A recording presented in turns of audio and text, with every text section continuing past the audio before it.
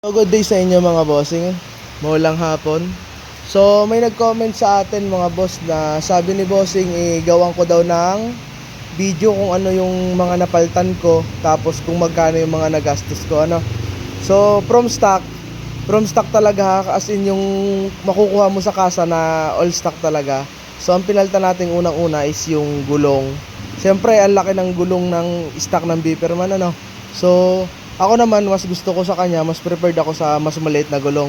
Pero yung gulong na ilong ride ko pa rin, ano.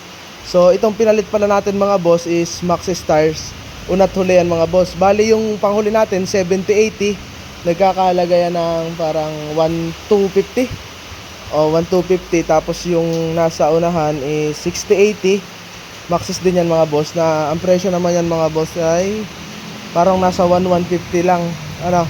So sa pagpakabit naman mga boss is ano, yung labor, yung sa labor lang at saka yung sa labor lang at yung ano, tawag dito yung sealant, ano mga boss. Tapos yan, tinabas lang din natin itong cover dito sa gilid, tapos tinanggal natin yung ano, yung pinaglalagyan ng carburetor, na ba tawag doon? Airbox, yun, tinanggal natin mga boss. Tapos itinara natin yung nakasuksok, yung nakatungo pa ganyan. Tapos nilagyan natin itong ano, velocity. So yung velocity naman para nasa 100 plus lang yan. Tapos dito sa Honeywell 6 natin, magkano nga ba to?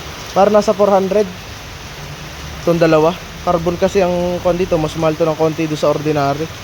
So ito naman, tawag dito low rise. Itong low rise parang nasa 700 lang to mga boss. Tapos itong tawag dito, itong RCS 90 natin parang nasa 700 plus lang din, hindi ako nagkakamali.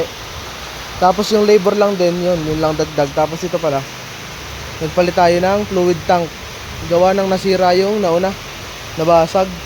Tapos yung tawag dito, itong outer tube natin na pang wave ay ang bili natin dyan ay parang 730 pesos. Tapos ang gastos natin sa kanya sa pagpakabit nasa 1,000, kasama na yung langis saka yung basta yung pagpakabit.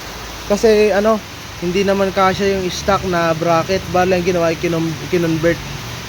Nag-order kasi ako sa Shopee, ng bracket na ano, ito yun nasa dulo, yung ang tawag ng pangalan nito, Supra X bracket ang nakalagay sa kanya sa Shopee. Tapos hindi siya nagkasya, ang ginawa ko, pina-convert ko na lang para magamit lang natin tong outer tube na pang wave.